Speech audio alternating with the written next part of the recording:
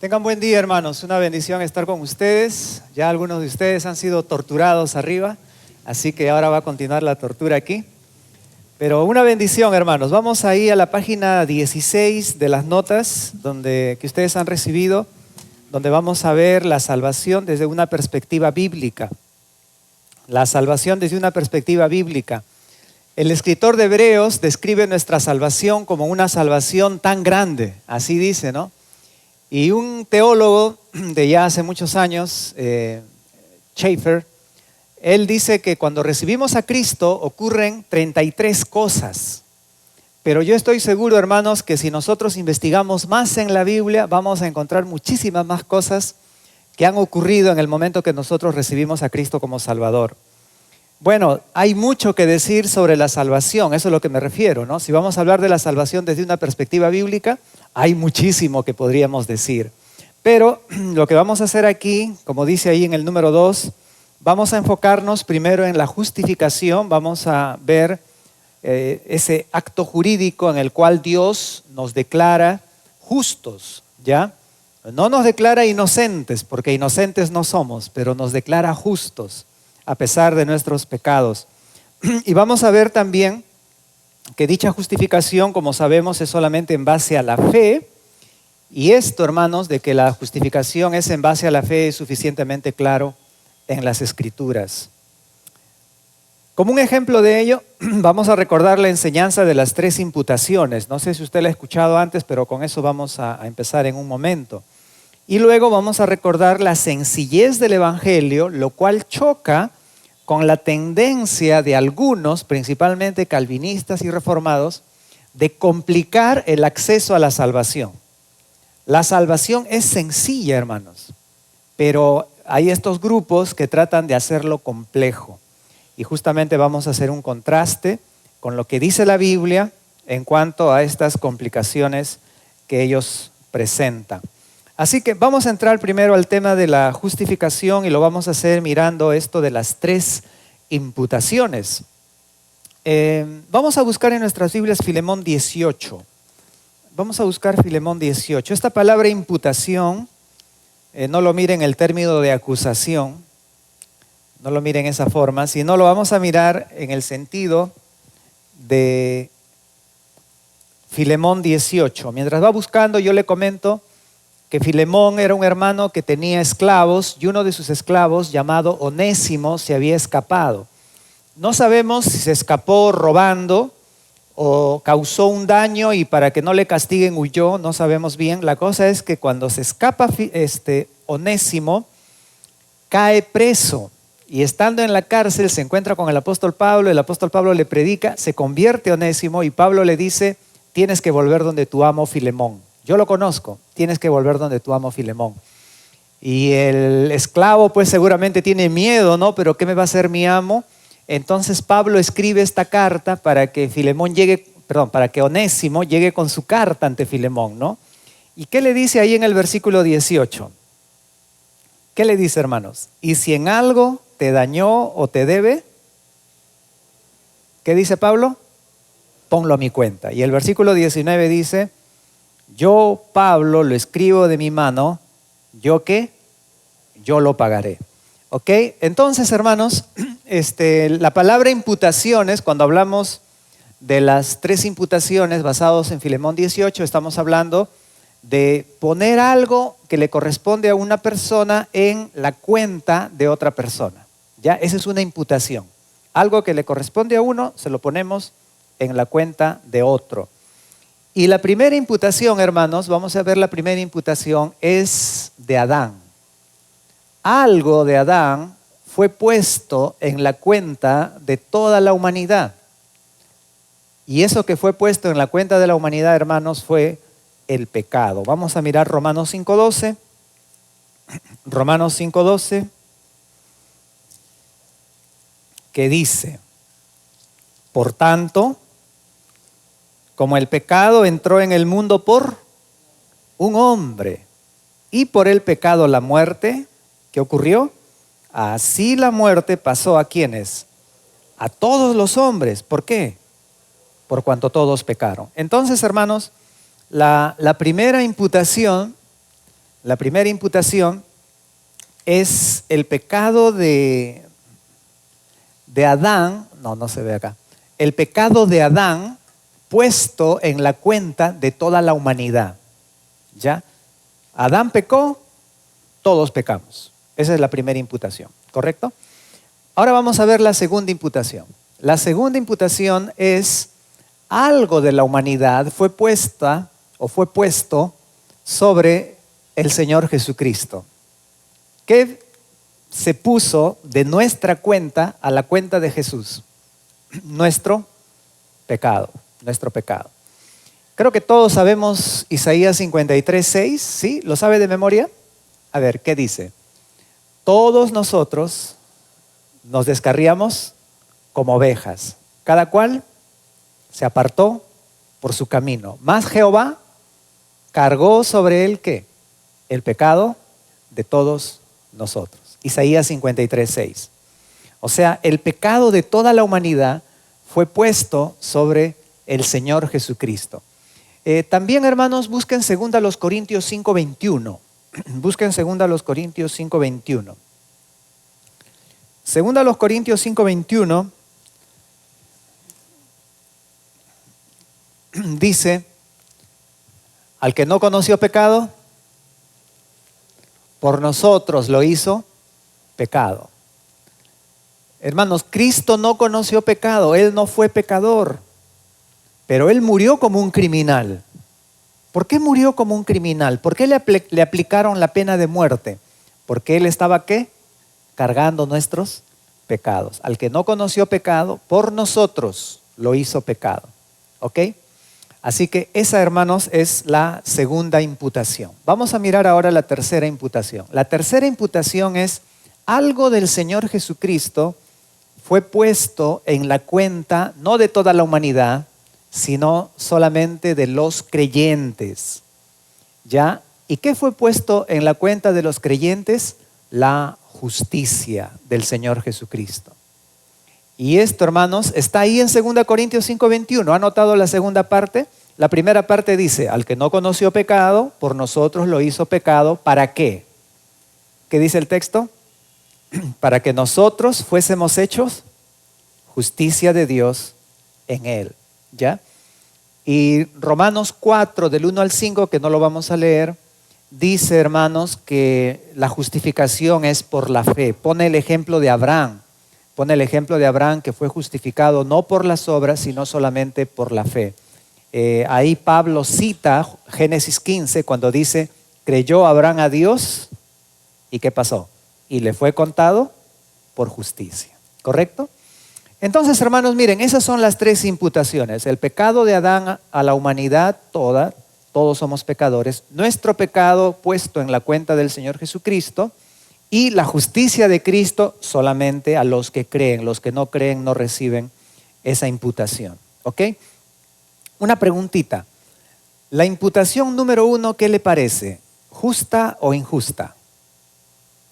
Que el pecado de Adán haya sido puesto en nuestra cuenta, ¿qué le parece? ¿Justo o injusto? Vamos a votar, ¿eh? A ver, piénselo. ¿Justo o injusto? Muy bien. ¿Ya lo tiene? Vamos a votar. ¿Cuántos dicen que el pecado de Adán haya sido puesto en mi cuenta y en cuenta de toda la humanidad? Me parece justo. Levante su mano. Me parece justo. Sí, casi la mitad. Gracias. ¿Cuántos dicen me parece injusto? Me parece injusto. Muy bien, hay varios. Y la verdad, hermanos, es que esa imputación es justa. ¿Por qué? Porque todos nosotros estábamos ¿en quién? En Adán. Le explico así. ¿Usted recuerda en el medio del huerto del Edén cuántos árboles puso Dios? Sí, en el huerto del Edén había muchos árboles, pero según Génesis 2:9, en el mero centro del huerto, ¿cuántos árboles había? 2. El árbol de la vida y el árbol de la ciencia del bien y del mal. El árbol de la vida era un árbol que si Adán lo comía iba a tener vida para siempre. ¿Ya? Por eso en Génesis 3:22, después del pecado, Dios dice, no, él ya comió de este árbol y que no se quiera hacer el vivo y comer del otro también. Entonces Dios pone una espada encendida y querubines para que ya no se acerque al árbol de la vida y coma y viva para siempre. ¿Ya? Entonces, en el medio del huerto estaba el árbol de la vida que le podía dar vida eterna, pero también estaba el árbol de la ciencia del bien y del mal que le iba a traer la muerte. Entonces, Adán tenía la oportunidad de escoger entre la vida y la muerte. ¿Y qué escogió? La muerte. Y todos nos quejamos, ¿no? No todos, pero la mayoría se queja y dice, ¿cómo es posible? ¿No? Yo no escogí, ¿por qué yo voy a pagar el pato de lo que él ha escogido? Sí, pero eso es porque él escogió mal. Pero ¿qué hubiera pasado si él escogía bien? Vida eterna, todos santos en el paraíso eternamente. Nadie se quejaría, ¿no? Nadie diría, pero yo no escogí. Todos dirían, qué bueno, qué bueno. Entonces, hermanos, la objeción viene porque lamentablemente Adán escogió mal, pero todos nosotros genéticamente estábamos en Adán y lo que él hizo nos afectó. Pero es justo, estábamos en él. Lo malo es que él escogió mal. Un hermano, hablando de este tema, me hacía notar lo siguiente. Él dijo así, muere un padre, deja herencia, ahí están los hijos, todos quieren su parte. Muere un padre, deja deudas, no, esa deuda era de mi papá, ¿no? Yo no tengo nada que ver con eso. Y yo he visto, hermanos, un caso así en Trujillo. Entonces, hermanos, esa imputación es justa porque nosotros estábamos en Adán, ¿ya? Hay un tema más en Hebreos capítulo 7. Mire, por favor, Hebreos capítulo 7.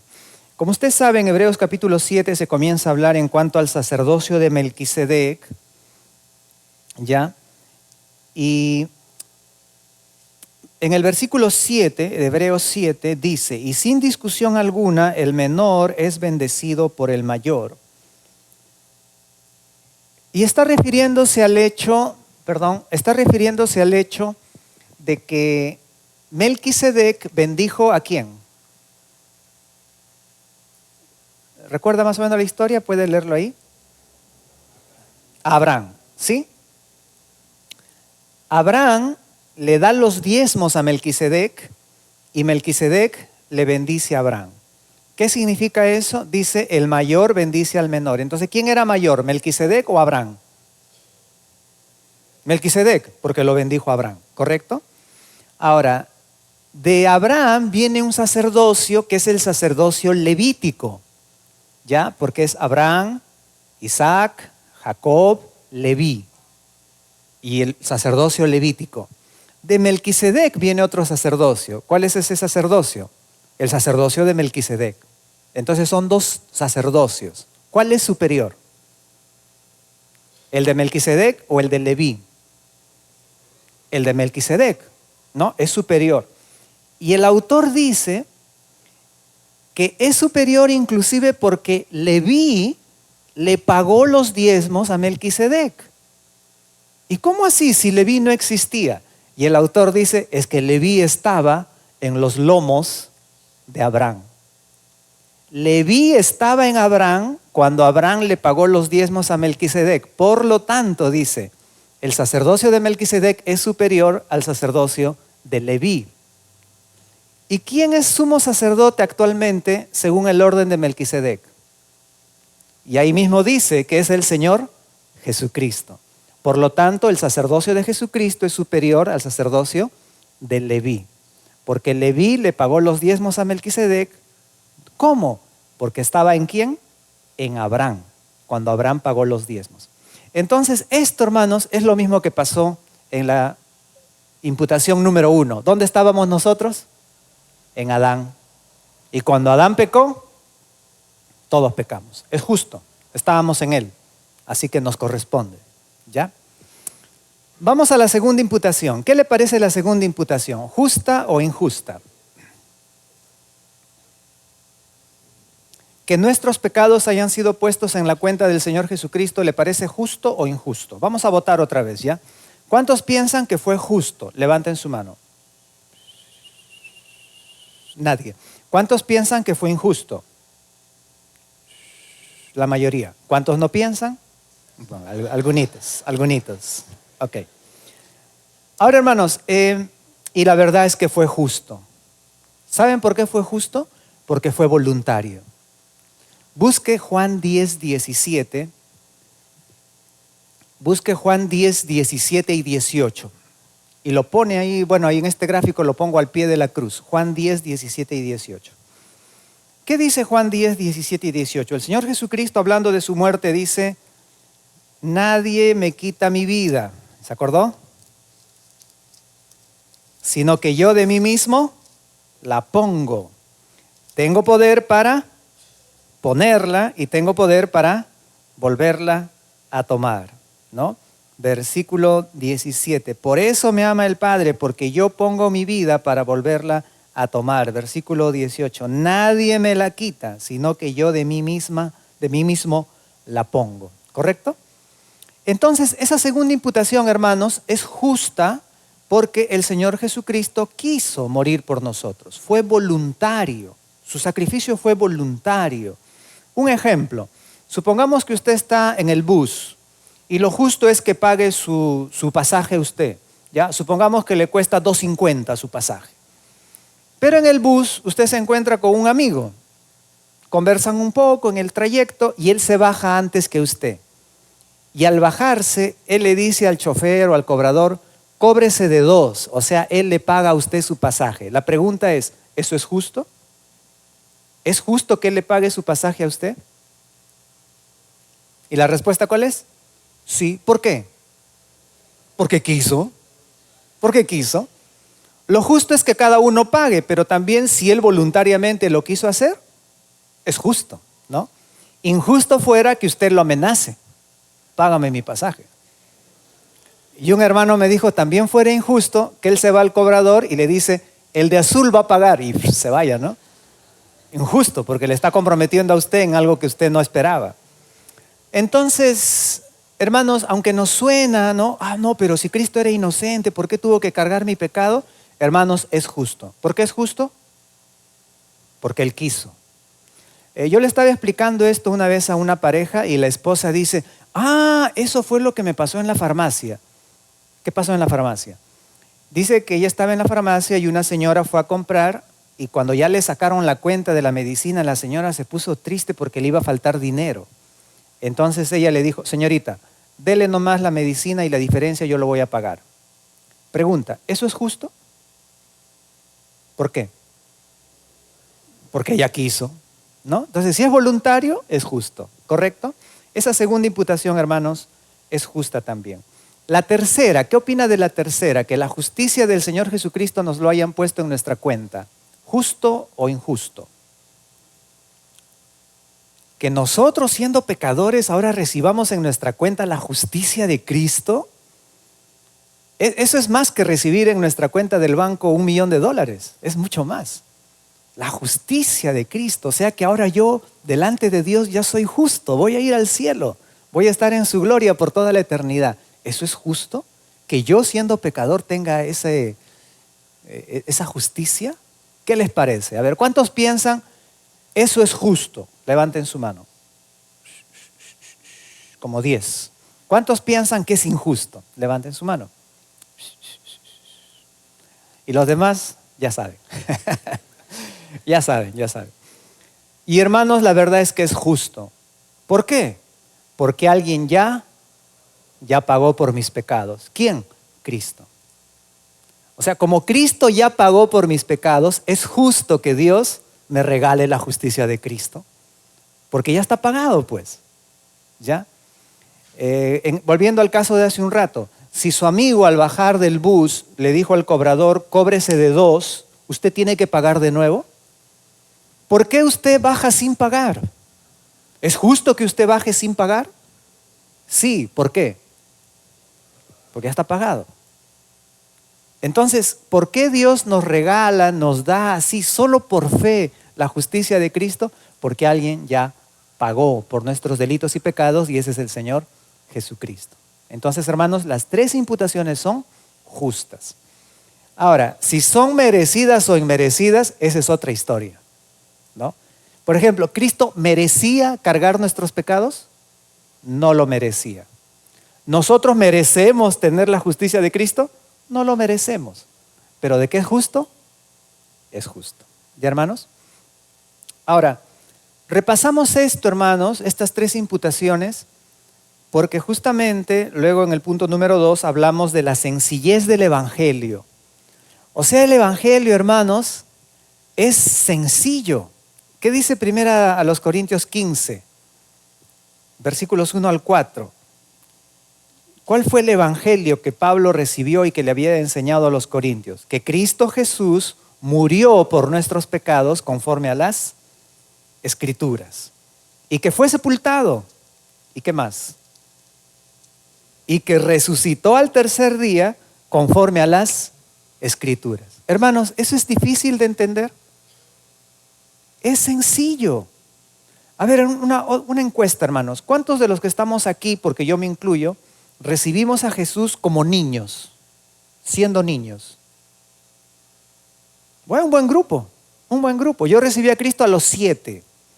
2 de mis hijos recibieron a Cristo a los 6.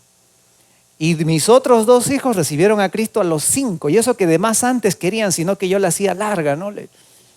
Pero como teníamos los devocionales y explicábamos el Evangelio, ya querían recibir a Cristo.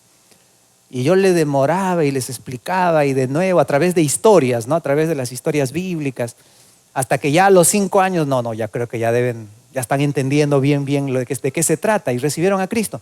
Porque yo, hermanos, a los niños no les pregunto, ¿quieres recibir a Cristo? Porque ¿qué van a decir? Sí, sin entender, sí, ¿no? Una maestra de escuela dominical dijo eso, ¿no? ¿Quiénes quieren ir al cielo? Todos. Y había un niño que no levantaba la mano. Quizás no me escuchó. Ya, bajen la mano. A ver, ¿quiénes quieren ir al cielo? Todos, y menos un niño. ¿Que tú no quieres ir al cielo? Sí, maestra, pero en el otro viaje. Mucha gente en este. O sea, no están entendiendo. O sea, uno tiene que explicarles hasta que, ya, ahora sí. Y toman una decisión. Pero un niño puede entender el Evangelio. Y si un niño puede entender el Evangelio, un adolescente, un joven, un adulto, un anciano también. El Evangelio es sencillo. Hermanos, otra ilustración. Supongamos que usted dejó un producto químico ahí en su casa y por error alguien en la familia lo tomó y eso es un veneno. Entonces en su desesperación le llaman a usted y le dicen, mira, tú dejaste una botella en una bolsa así. Sí, no lo vayan a tocar. Demasiado tarde. Fulano ya lo tomó, le ha tomado un trago. ¿Qué podemos hacer? Y usted sabe cuál es el antídoto. Usted se lo va a complicar. Le va a decir, a ver, adivina en qué estoy pensando. Usted le va a decir eso, se va a morir. O usted, la persona no habla inglés y usted se lo va a decir en inglés. ¿Le va a complicar la vida a su familia? No. Ese es un asunto de vida o muerte. Usted va a tratar de dar la solución, el antídoto, en lo más claramente posible, lo más entendible posible para salvar una vida, ¿correcto? Hermanos, el hombre está rumbo al infierno y es un infierno eterno. No es un asunto que va a sufrir 1 año, 2 años, es por los siglos de los siglos. Y el mensaje de salvación, ¿Dios lo va a complicar? ¿Dios lo va a poner todo enrevesado para que solamente ciertas mentes privilegiadas lo entiendan? No, hermanos. El mensaje de salvación es sencillo. No vamos a revisar estos versículos, pero es clarísimo en la Biblia. Ahí está, por ejemplo, el carcelero que se quería matar. Pablo le dice, no te mates, todos estamos aquí. El hombre se asusta, agarra una antorcha, entra y ve que todos los presos están ahí. Cae de rodillas. Señores, ¿qué debo hacer para ser salvo? ¿Qué respondió Pablo?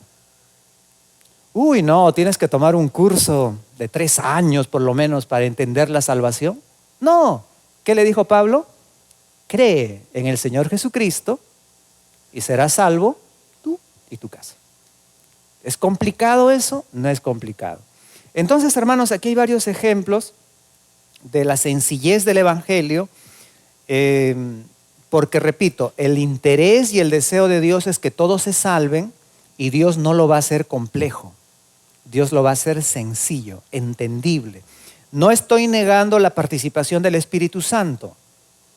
¿Ya? Es Él el que nos convence. Ninguno de nosotros hemos recibido a Cristo porque somos genios. No. Todos hemos recibido a Cristo porque hemos sido convencidos por el Espíritu Santo. Pero el Espíritu Santo también, hermanos, es el maestro de maestros. Es Dios. Entonces Él tampoco no te va a confundir. Él te va a hacer entender las cosas claramente, fácilmente. Él quiere salvarte, no quiere complicarte. Yo le digo así a mis alumnos, mi meta en este curso no es jalarlos, mi meta es que aprendan. Yo no lo voy a hacer difícil para que se jalen, ¿no? Con trampitas y cosas. Yo quiero que ustedes aprendan.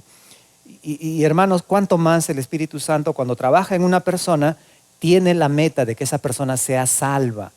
Así que el Evangelio, hermanos, es sencillo. Punto número 3, las complicaciones a la salvación tan simple. Vamos a la página 17. Ante la pregunta, ¿es fácil la salvación? Y esta pregunta está, hermanos, en una página de Gracia a Vosotros, que es el ministerio en español de John MacArthur, ¿no? Con Henry Tolopilo y todos ellos, que son calvinistas. Entonces, si a usted le preguntan, ¿es fácil la salvación? ¿Usted qué responde? Así con lo que usted entiende del Evangelio. ¿Es fácil la salvación? Sí, es fácil, ¿no? No, hermanos. Miren toda esa explicación de John MacArthur, donde comienza a decir, por ejemplo, en Mateo 7, 13 al 14, él da un llamado para decidir ahora entre, ojo, llegar a ser un ciudadano del reino de Dios y heredar la vida eterna, y eso te lo presenta como un proceso, ¿no? Llegar a ser ciudadano de Dios para después heredar la vida eterna te lo presenta como un proceso. O permanecer como un ciudadano de este mundo caído y recibir condenación. El camino a la vida es solo en los términos de Dios. O sea, no es que tú puedes recibir ahorita la vida. Hay un camino a la vida. Y eso solamente funciona con los términos de Dios. Porque todo camino que no sea el de Dios te lleva al mismo destino. Siguiente párrafo. Jesús está dando a través del sermón los estándares de Dios. Estándares que son santos y perfectos y diametralmente opuestos a la autojusticia, autosuficiencia, etcétera. O sea, te comienza a hablar de normas de vida. Es fácil la salvación y John MacArthur te comienza a hablar de las normas de vida. Tienes que ser de este nivel para salvarte. ¿Cuál fue la respuesta de Pablo al carcelero? ¿Qué debo hacer para ser salvo? Te tengo que hablar de las normas, altos estándares de Dios para la vida de un... ¿Qué? ¿Se da cuenta cómo lo complican? Pero alguien lee esto y dice, sí, claro, viene de la Biblia, viene de Jesús, pero hermanos, esto no está hablando en una manera sencilla y clara, sino que te está complicando la salvación. Letra B. Justamente en un debate entre John MacArthur y Saint Hodges, se popularizaron las frases creencia fácil, easy believism, creencia fácil y salvación por señorío o lordship salvation. Y entonces ahí, hermanos, comenzaron a acusar a Hodge, comenzaron a acusarle de creer o de promover una creencia fácil. Ahora, nosotros, primera vez yo que he leído y que ustedes escuchan seguramente este nombre, ¿no? De Saint Hodge, pero nosotros no creemos lo que él cree, solamente estamos viendo en la Biblia que la salvación es sencilla. Sin embargo, hermanos, a partir de este debate y todo esto, se comenzó una crítica hacia lo que se llama la creencia fácil, la creencia o la convicción de que la salvación es fácil, el acceso es fácil. Número 1, miren lo que dicen. El término creencia fácil es una etiqueta generalmente despectiva utilizada para caracterizar a quienes supuestamente tienen una comprensión errónea de la naturaleza de la fe salvadora. Número 2, en la página reformada monergismo.com se dice esto sobre la creencia fácil. Se dice que la creencia fácil es la mentalidad frívola, ¿nota? Frívola, de una vez salvo, siempre salvo. O sea, si tú crees que una vez salvo ya eres siempre salvo, estás teniendo una mente frívola. No estás entendiendo el Evangelio. Eso es lo que dicen. La mentalidad frívola de una vez salvo, siempre salvo, que niega que la verdadera gracia siempre se demostrará en la fe y las obras. Está estrechamente relacionada con una mentalidad de creencia fácil que sugiere que la creencia intelectual por sí sola, que no procura seguir una vida de verdadera santidad, es el tipo de fe que salva. Cuando el Evangelio se entiende bíblicamente, queda claro que tanto la fe como la obediencia suponen la existencia previa de la vida espiritual, etc. Hermanos, entonces, si tú piensas que la salvación es fácil, dicen ellos, no entiendes el Evangelio. Porque la salvación es fe, pero también una vida de obediencia. Puede sonar bonito, pero yo trato, hermanos, de aclararle a las personas que evangelizo. Ayer evangelicé a un taxista. Trato de explicarle, la obediencia es el resultado de la fe, no es el requisito. Y cuando se presentan este tipo de cosas en la forma en que se presentan, prácticamente se le hace creer que es un requisito. Y eso, hermanos, es un error. Eso es un error. Vamos a la página 18, punto número 3. En el año 2012, misioneros de HeartCry en Perú comenzaron a usar la palabra decisionismo como sinónimo de creencia fácil. Ellos aplicaron esta etiqueta a todos los que aceptaban que una persona se salva fácilmente gracias al sacrificio de Jesucristo.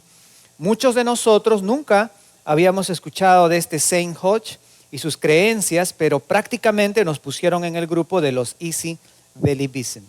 Número o letra C. En la raíz de estas críticas, la crítica simple y la técnica, están dos puntos del calvinismo, que es la depravación total del hombre y la gracia irresistible. Estos dos puntos llevan a los calvinistas a creer que el hombre no decide ser salvo, sino que Dios salva al hombre sin su voluntad y hasta en contra de su voluntad, ¿ya? Este es el problema de fondo en esas creencias, hermanos. Vamos a la letra D. Dicen, en este caso estoy citando, refiriéndome al documento este de la HeartCry, dicen que presentar el Evangelio de una manera sencilla es una presentación superficial del Evangelio. Si tú presentas el Evangelio de manera sencilla, estás presentándolo superficialmente. ¿Por qué? Porque no estás elaborando ni mencionando los temas centrales del Evangelio. Y ahora sí, agárrense, porque estos son, según ellos, los temas centrales del Evangelio. Si al predicar el Evangelio no mencionas esto, no estás predicando el verdadero Evangelio, según ellos. ¿Cuáles son los temas centrales del Evangelio? No lo he enumerado, pero ahí está en lista. Los atributos de Dios. Tienes que hablar de los atributos de Dios. Tienes que hablar de la pecaminosidad del hombre. Tienes que hablar del dilema de cómo un Dios justo puede justificar al pecador y todavía ser justo. Tienes que hablar de la propiciación de Cristo, la sustitución penal, la satisfacción de la justicia divina y el apaciguamiento de la ira de Dios. Tienes que hablar del significado de la resurrección y la entronización de Cristo. ¿Cuántos van hasta ahí? 5. Tienes que hablar, de las doctrinas del arrepentimiento y la fe. Y tienes que hablar también de la regeneración y las evidencias de ella. Según ellos, son 7 temas centrales del Evangelio que si no los mencionas en el evangelismo, has hecho una presentación superficial del Evangelio. Letra E. Dicen que aunque es bíblico convencer y rogar a los pecadores aún con grandes lágrimas, el uso de métodos para facilitar, o sea, hacer más fácil que una persona pase adelante o tome una decisión, no es bíblico o ético. Tú no tienes que hacerle fácil que la persona tome una decisión, dicen ellos. F, la oración del pecador. Sin duda, esta es la característica principal del decisionismo, dicen ellos, y del evangelismo superficial. A la persona que pase adelante se le guía una oración pidiendo que el Señor entre en su corazón. Luego el evangelista asegura al que oró que si fue sincero, Cristo ha entrado en su corazón y tiene vida eterna. Frecuentemente la persona ni desea o puede orar a solas, sino repite las palabras del evangelista. Frecuentemente el evangelista aconseja al buscador, o sea, a la persona, que escriba la fecha de la supuesta conversión en la primera página de su Biblia y que si una vez duda de su salvación, debe asegurarse por medio de recordar el día que hizo su decisión. Debe ser muy claro a todos que este fundamento del evangelismo contemporáneo no tiene ninguna base bíblica y es nada más que una tradición evangélica, igual que el confesionario, las indulgencias, la misa, el bautismo de infantes, etcétera. ¿Ya? Y ahora viene algo interesante, dice, y no se encuentra en las escrituras o en las confesiones históricas de la Iglesia Bautista. Letra G, afirman el error en la consejería, no solo se manifiesta en que el evangelista decisionista ha dicho, sino también en lo que no ha dicho. Porque no ha dicho, número 1, que una decisión no es una evidencia definida de que una persona se haya convertido. Número 2, que muchos que toman una decisión para recibir a Cristo vuelven al mundo. Número 3, que la evidencia de la salvación y la base de la seguridad es que el Dios que comenzó en el creyente la verdadera buena obra de salvación la perfeccionará hasta el día de Cristo. 4, abajo, que el que confiesa a Cristo debe seguir las amonestaciones bíblicas de examinarse para ver si está en la fe y procurar con mayor empeño hacer firme su llamamiento y elección. H, niegan la existencia del cristiano carnal. No existen, según ellos, cristianos carnales. Vamos a comparar, hermanos, lo que ellos afirman con la evidencia bíblica. Vamos a la página 20. Vamos a la página 20. Lo primero que debo afirmar es que estamos frente a una generalización. No todos los bautistas encajamos con la descripción técnica de un decisionista. Por ejemplo, no todos usamos música o música suave para preparar el corazón del pecador, ¿no? No siempre en las iglesias bautistas donde se practica la invitación hay música suave para suavizar el corazón del pecador. No siempre he visto eso. Letra B. En segundo lugar, es muy peligroso argumentar desde el silencio de la Biblia. El hecho que algo no esté explícitamente declarado en la Biblia no significa que sea antibíblico. Por ejemplo, no hay templos cristianos en la Biblia.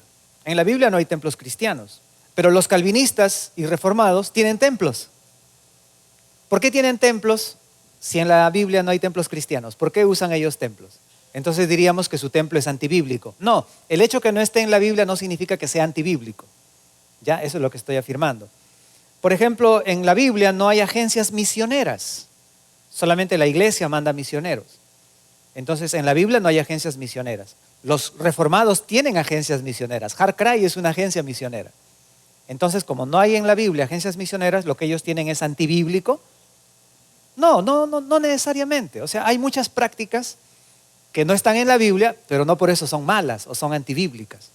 Entonces ellos dicen, como llamar a decisión o pedir que levanten la mano o que pasen adelante no está en la Biblia, es antibíblico. No necesariamente. Entonces, no se puede calificar como herejía una práctica que no está en la Biblia simplemente porque no está en la Biblia. Y eso es lo que ellos hacen, ¿ya? Ahora, ahorita no lo vamos a leer, pero al pie de página, ahí en la página 20, yo he contado en este documento todos los versículos, ahí está la lista de todos los versículos que utilizaron en ese escrito, y son 13 porciones bíblicas. Y yo digo allí, de estas 13 porciones bíblicas, ninguna de ellas condena la invitación a tomar decisiones. La crítica que ellos hacen viene de su experiencia, viene de su observación, de la historia y de sus mentes, pero no viene de las escrituras. O sea, la Biblia no condena que invitemos a las personas a tomar decisiones, no condena. ¿Ya? Y los versículos que utilizan ellos en su escrito tampoco no hablan de eso. Entonces, es algo infundado. Letra C. Responderé a las críticas que según algunos reformados son características del decisionismo usando la numeración de ellos. La presentación superficial del Evangelio.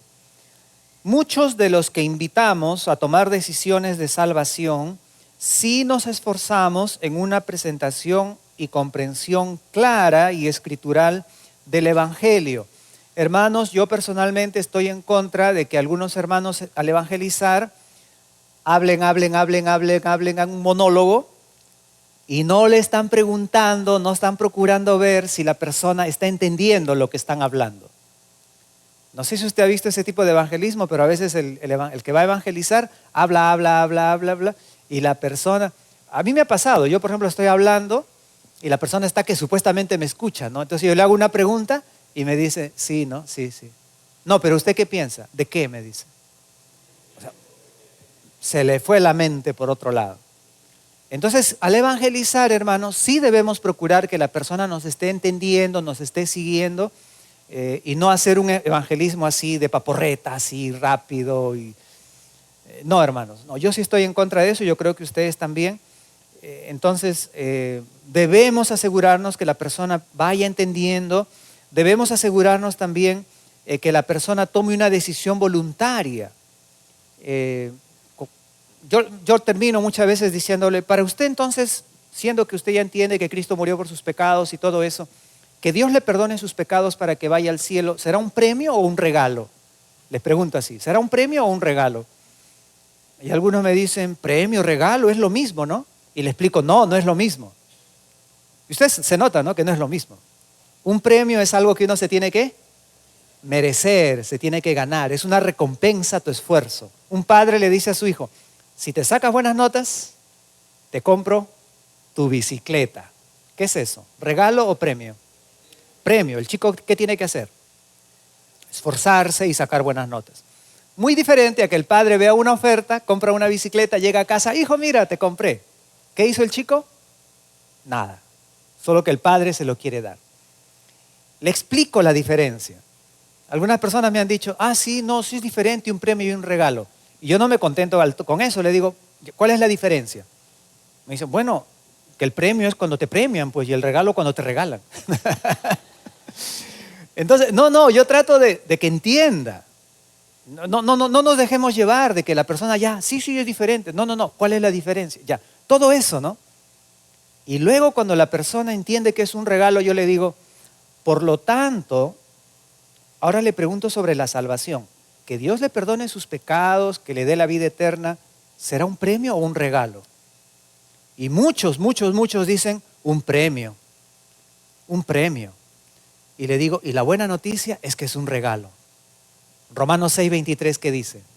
Porque la paga del pecado es muerte, más. ¿Y qué cosa es dádiva? Regalo. Efesios 2:8, porque por gracia sois salvos por medio de la fe, y esto no de vosotros, pues es don. ¿Y don qué es? Regalo. Y así hay varios versículos que nos hablan que la salvación es un regalo. Y le digo, pero ¿sabe qué? Para que ese regalo sea suyo, usted tiene que hacer algo. ¿Qué tiene que hacer? Recibirlo. Recibirlo, porque si usted no lo recibe, usted se va a perder ese regalo. Cuando nosotros repartimos folletos, hermanos, no tengo ni uno acá, pero cuando repartimos folletos, ¿le ha pasado que hay gente que no lo quiere recibir? Y cuando no nos quieren recibir, ¿qué hacemos nosotros? No, usted tiene que llevarlo. Se lo metemos a la fuerza en su bolsillo, o le quitamos la cartera a la señora y lo ponemos el folleto ahí. No, si no lo quiere recibir, no lo quiere recibir. Y yo le digo, del mismo modo, siendo que Cristo ha muerto por todos, siendo que Dios quiere que todos se salven, Dios le ofrece la salvación a todo el mundo como un regalo, pero la gran mayoría de personas, ¿qué le dice a Dios? No, gracias. Todavía soy joven, más adelante.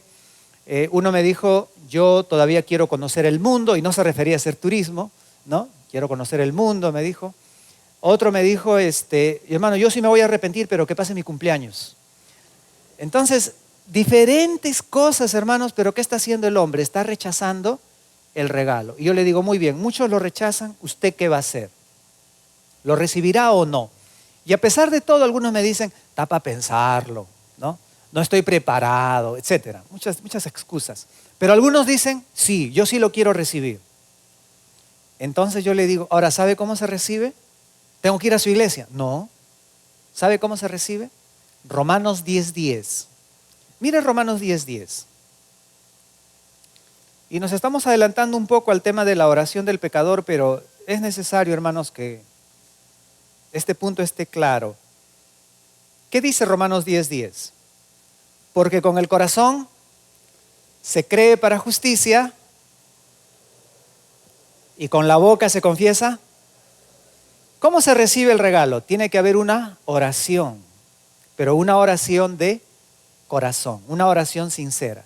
Porque con el corazón se cree para justicia, pero con la boca se confiesa para salvación. Entonces yo le digo así, qué bueno que usted quiera recibir ese regalo se recibe mediante una oración, en la cual usted le diga lo que hemos hablado. Dios, yo sé que soy pecador y merezco el infierno. Sé que en tu amor enviaste a Jesús a morir por mí. Yo creo que Él murió por mí, que Él resucitó para salvarme. Y yo quiero en este momento que tú me perdones todos mis pecados y me des el regalo de la vida eterna. Si usted se lo dice, en el momento que lo haga, Dios le concede la vida eterna y el perdón. Ahora, ¿quiere orar aquí conmigo o usted prefiere orar a solas? Porque si usted ora en su sala, en su cuarto, en su corral, en su azotea, en cualquier sitio que usted ore, Dios le va a escuchar. ¿Quiere usted orar conmigo o quiere orar a solas? O sea, lo que yo hago es todavía darle la chance de escaparse. O sea, yo no le quiero manipular, yo no le quiero hacer que por compromiso tome una decisión. Y algunos aprovechan esa puerta y dicen, yo oro solo, ¿no? Yo oro después. Está bien, pero hágalo. Deme su teléfono si puedo tenerlo para saber cómo le contacto, ¿no? Algunos me lo dan, algunos no me lo dan. Bueno, pero la cosa, miren, que no estamos manipulando, no estamos forzando, no estamos coactando, sino que siempre estamos dejándole a la persona la decisión.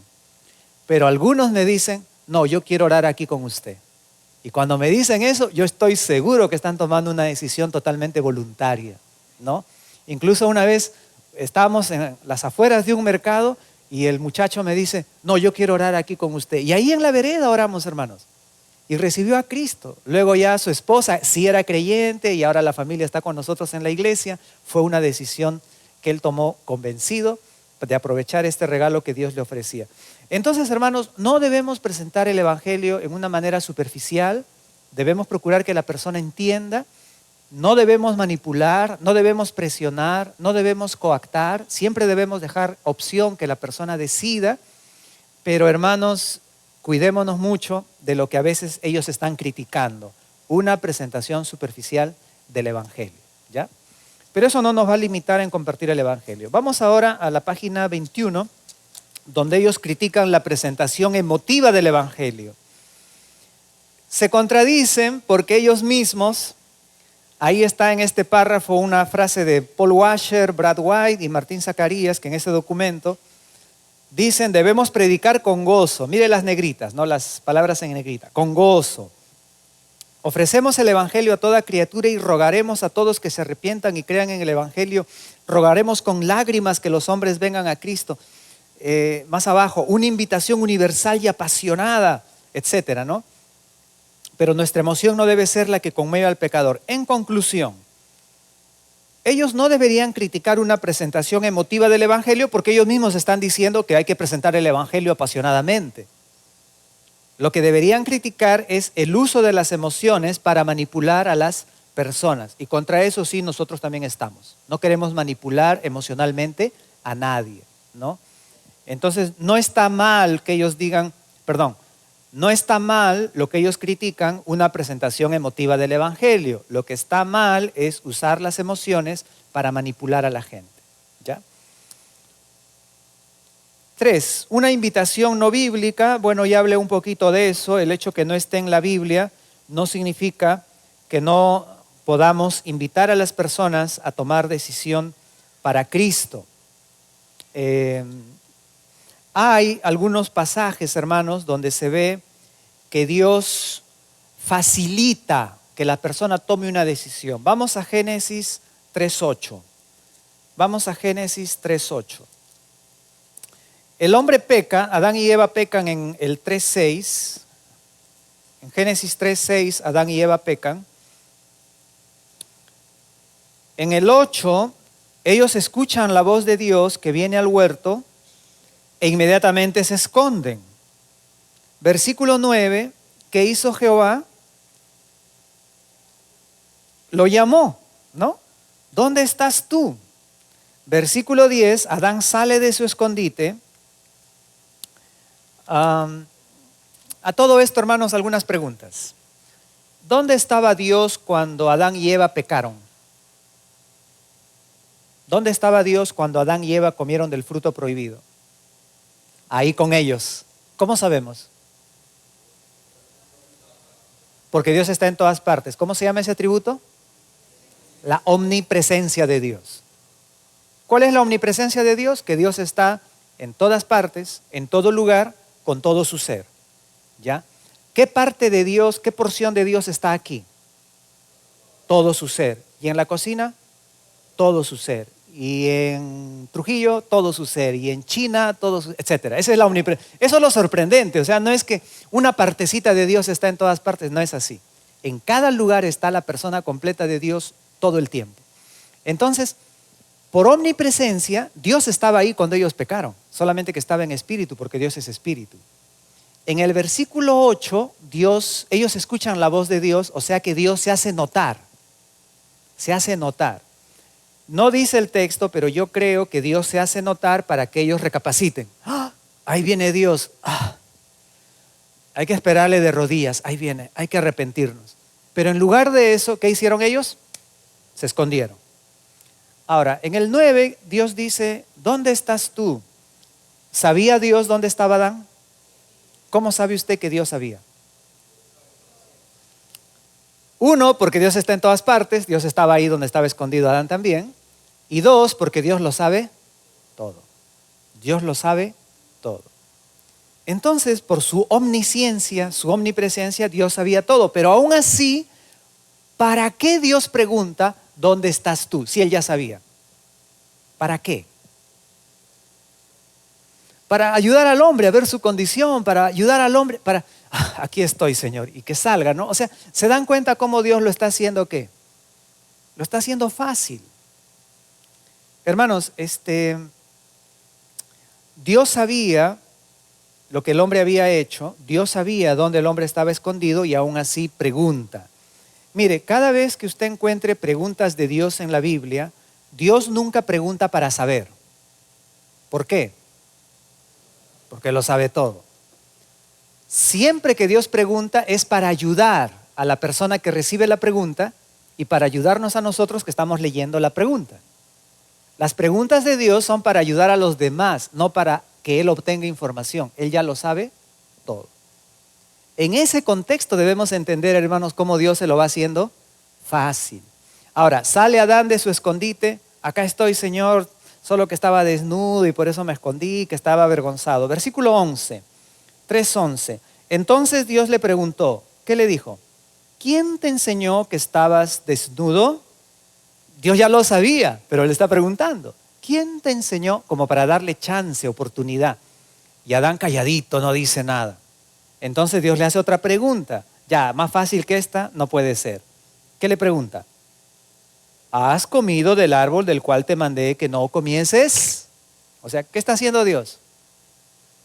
Se lo está poniendo fácil. Ya que él no confiesa, Dios le está construyendo ahí como para que él nomás diga sí. O sea, ya que no confiesa nada, por lo menos para que diga sí. En la pedagogía, hermanos, se dice que no debemos hacer preguntas que se puedan responder sí o no. Pero miren lo que Dios hace. Una pregunta que se puede responder sí o no. ¿Y por qué lo hace? ¿Por qué lo hace? ¿O para qué lo hace? Para ayudar al pecador. Dios no quiere complicarle la vida al pecador. Dios quiere hacerle la salvación, el arrepentimiento, fácil. Entonces, que no nos vengan a decir a nosotros que cuando facilitamos que el hombre tome decisiones y procuramos que la persona tome decisión por Cristo, estamos haciendo mal. Solamente estamos siguiendo el ejemplo de ¿quién? El ejemplo de Dios. El ejemplo de Jesús. ¡Qué paciencia de Jesús para ayudar a los perdidos! ¿Y le van a criticar a Jesús de estar practicando la creencia fácil? No, hermanos. Tenemos aquí varios versículos. Cristo hacía señales, hacía milagros, todo para facilitarle a los israelitas que crean en Él. ¡Qué paciencia de Dios con los israelitas! Y no creían, y otro milagro, y no creían, y otra señal, y otra, y aún así ellos rebeldes, y Dios ahí, hermanos, pacientemente con ellos. Hay un versículo que está en el Antiguo Testamento, en el libro de Romanos también, donde Dios dice, todo el día extendí mis manos a un pueblo rebelde y contradictor, pero ahí estaba Dios. ¿Y nos van a criticar a nosotros por insistir? ¿Por tratar de que ese hombre reconozca a Cristo? No dice el apóstol Pablo, como si Dios rogase por medio de nosotros, os rogamos que reconciliaos con Dios. ¿Que está mal insistir? Hermanos, volviendo al caso de Dios en el huerto. El hombre ha pecado, Dios ya lo sabe, Dios se hace notar, para que el hombre recapacite, lo espere arrepentido. El hombre se esconde y Dios lo busca. Mire, supongamos que usted tiene calor, pasa a un heladero y usted le llama, helados. El hombre le mira a usted y se va. ¿Usted le va a seguir para comprarle? ¿Usted va a estar caminando? Oye, pues, ven, va a estar rogándole para comprarle. ¿Usted qué va a decir? Te voy a comprar, te voy a hacer un favor y te vas. Vete, aparecerá otro. O sea, te voy a hacer un bien y encima te vas, tu problema. Pero Dios no hizo eso. Dios viene al huerto, el hombre se le esconde y Dios no dice tu problema. Dios le busca. Capítulo 4, estábamos viendo un poquito con los hermanos en el tercer piso, con Caín. Qué insistencia de Dios, qué paciencia. Caín, depende de ti. Y Caín mata a su hermano. Viene Dios. ¿Dónde está tu hermano? Dios ya sabía. ¿Dónde está tu hermano? No sé, ¿acaso yo soy guarda de mi hermano? Una respuesta atrevida, malcriada, insolente, ¿no? ¿Cómo le va a decir a Dios? No sé, ¿acaso yo soy guardián de mi hermano? Si usted o yo fuéramos Dios, ¿sabe qué hubiéramos hecho en ese momento? Un rayo. O sea, ¿cómo me vas a responder así? Pero no, hermanos, Dios no hizo eso. Sí le castigó que iba a ser errante y él dijo, uy, pero ahora cualquiera que me encuentre me mata. Y Dios dijo, no, yo voy a poner una señal sobre ti para que nadie te mate. Pregunta, ¿por qué Dios no quería que lo maten a Caín? Bien que lo merecía, pero ¿por qué no quería que lo maten? Para darle vida y oportunidad que se arrepienta.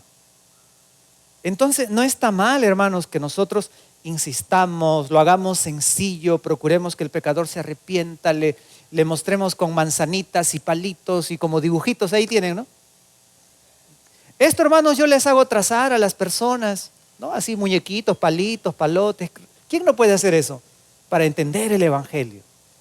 O sea, no está mal que procuremos la salvación del pecador y que se lo hagamos lo más sencillo posible, porque ese es el modelo que nosotros encontramos en las Escrituras también. Página 22, la oración del pecador. Ya les dije, hermanos, que según Romanos 10:10, tiene que haber una oración, tiene que haber una confesión, una declaración de la persona. No está mal hacerle orar, no está mal que la persona exprese. Incluso ahí usted a veces se da cuenta si entendió o no entendió el evangelio. Ahora, a veces nos encontramos con personas que nunca han orado. Nunca han orado. Le pregunté al taxista que me trajo esta mañana y él dice, bueno, como yo soy católico, yo no oro, ¿no? O sea, yo a veces digo, ¿ellos qué hacen? Rezan. No saben orar. Entonces, a veces, hermanos, yo sí creo, yo lo he hecho también, le he ayudado a la persona y le he dicho, ya está bien. Entonces usted va a repetir lo que yo digo, pero recuerde, acá dice, con el corazón se cree. Si usted no lo dice de corazón, no tiene valor lo que usted va a decir. Ya, pero le voy a ayudar para la oración. Porque hay gente que está en cero, hermanos, en cero. Nunca le han hablado a Dios, no le han dicho nada y de frente pedirles que oren no lo pueden hacer y uno les puede ayudar. Pero yo digo que no está mal, pero tenemos que procurar asegurarnos que sea algo genuino. Vamos abajo de la página 22, consejería superficial.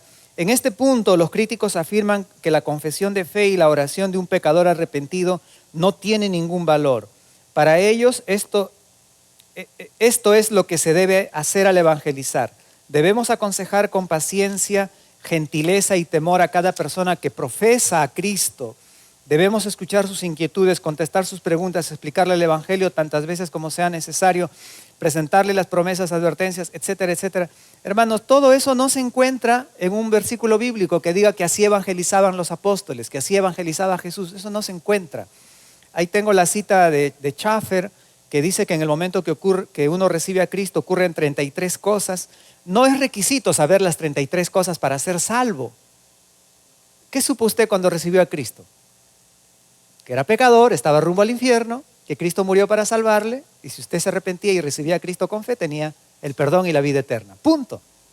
Ya después entendimos la justificación, la regeneración, después entendimos que éramos parte de la iglesia, después entendemos muchas otras doctrinas, pero eso es después, no es requisito. Entonces, no está bien, hermanos, que uno complique las cosas simplemente para querer estar seguro, ¿no? No, esta persona tiene que entender todo esto para yo poder estar seguro. Digo aquí, hermanos, no lo vamos a leer en detalle, pero hay varios versículos, tanto en la página 24 también. Felipe y el etíope, por ejemplo. Están yendo por ahí, está leyendo Isaías, no entiende de quién está hablando. Felipe le evangeliza al etíope. El etíope reconoce, entiende y luego ve agua y dice, aquí hay agua, ¿qué impide que yo sea bautizado? Y Felipe le dice, si crees bien puedes. Y él dice, yo creo que Jesucristo es el Hijo de Dios. Vamos, le bautizó. O sea, Felipe no le hizo todo un estudio de instituto bíblico para bautizarlo, para que hacer. Yo lo que digo es, Felipe creyó que él creía.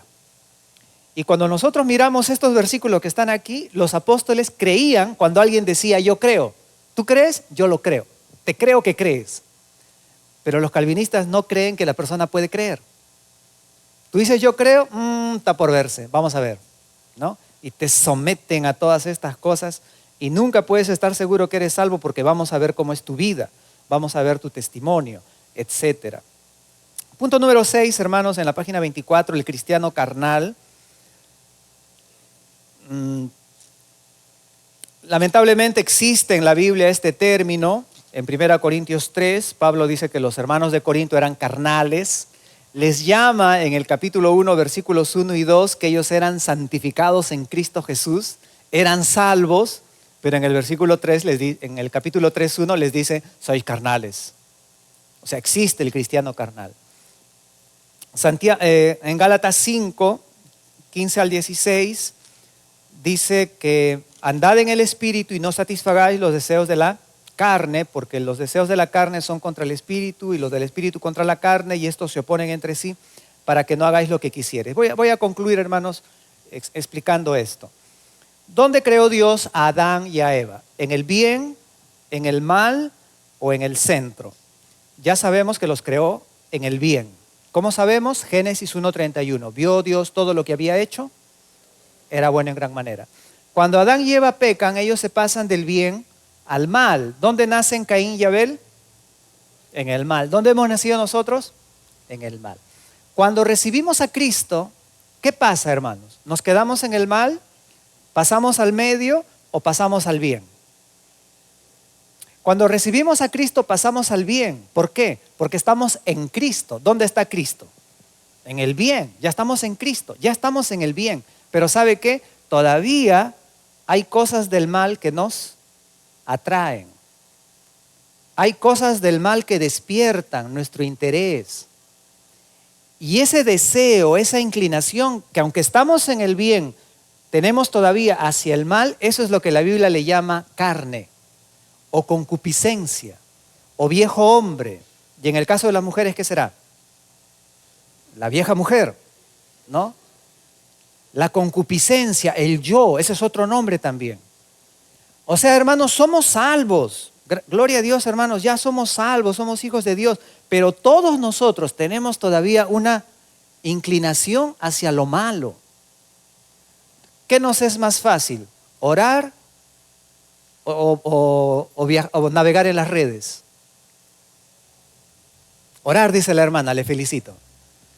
Pero a algunos, ¿qué se nos hace más fácil en vez de orar? Navegar en las redes y perder el tiempo ahí en eso muchas veces. ¿Qué nos es más fácil? ¿Salir a compartir el evangelio o ver un partido o ver una película? O sea, hermanos, tenemos esa inclinación hacia lo malo, a la desobediencia, al pecado, no lo podemos negar. Entonces Pablo dice ahí en Gálatas que el deseo de la carne es contra el deseo del espíritu y el del espíritu es contra la carne y estos se oponen entre sí para que no hagáis lo que quisierais. A veces yo estoy en el bien pero quiero hacer lo malo y el Espíritu Santo se opone y me refrena y me ayuda para no hacer lo malo. Pero a veces estoy en el bien y quiero hacer lo bueno y mi carne me jala. Y no hago lo bueno que quiero hacer y termino haciendo algo que no debo hacer. O sea, todos tenemos esa lucha, esa tensión. Y nos vienen ellos a decir, no hay cristiano carnal. O sea, no quisiéramos que haya, pero hay cristiano carnal. ¿Por qué? Porque hay cristianos que lamentablemente en esa batalla pierden a menudo. Todos nosotros perdemos batallas con la carne, pero la meta es tener cada vez más victorias del Espíritu en nuestra vida. No hay ninguno de nosotros que pueda decir, yo siempre tengo victoria. Lamentablemente pecamos. ¿Sabe que hasta cuando no hacemos nada estamos pecando? Un niño le dice a su papá, papá, ¿tú me castigarías por algo que no he hecho? Hijo, ni que estuviera loco, ¿cómo te voy a castigar por algo que no has hecho? Uy, qué bueno porque no he hecho mi tarea. Ah, no, esa es otra cosa. Esa es otra cosa, hijo. Y Santiago 4:17, ¿qué dice? Si alguno sabe hacer lo bueno y no lo hace, es pecado. Entonces, hermanos, todos nosotros tenemos derrotas espirituales, pero la meta es tener cada vez más victoria y cada vez menos derrotas. Pero estamos en esa lucha, estamos en esa tensión. Y en cambio ellos dicen, no, si tú eres creyente, ya Dios te liberta no solo de la paga del pecado, sino también del poder del pecado, y tú ya no vas a tener esa lucha. Hipócritas, porque seguramente si uno les pregunta a ellos, ellos también tienen esa lucha. Tendrán que reconocer. Así que no se puede negar, hermanos, lo que está en la Biblia. No quisiéramos que así sea, pero así es. Y un ejemplo más ahí tienen ustedes en Gálatas 2:11. El apóstol Pedro, el tremendo apóstol Pedro, que ya tenía el Espíritu Santo, que cuando predicó se convirtieron 3,000 personas, y fue a Samaria, y fue a la casa de Cornelio y todo. El tremendo apóstol Pablo, cuando llegó a Antioquía, estaba con los gentiles. Apóstol Pablo, mi cumpleaños, un chicharroncito, vamos, ¿no? Comía. Llegaron de Jerusalén unos hermanos enviados por Jacobo. Apóstol Pablo, un chicharroncito. Yo no como esas cosas, ¿no? Un arroz con pato. No, yo no como eso, ¿no? Jamás. Y comenzó a andar hipócritamente al punto que lo arrastró a Bernabé y a otros hermanos. Y Pablo le confronta y les dice, ustedes no están andando rectamente conforme a la verdad del Evangelio. Pedro no estaba andando rectamente conforme a la verdad del Evangelio, o sea, no era salvo. Sí era salvo, pero en ese momento estaba mal en su vida espiritual. Y el calvinista diría, no, ese no es salvo porque está andando mal. No, hermanos, es terrible. No hay tiempo para más, nos quedamos ahí. Yo espero que el material les ayude. Y si hay cualquier pregunta, el hermano Javes va a responder. Gracias, hermanos.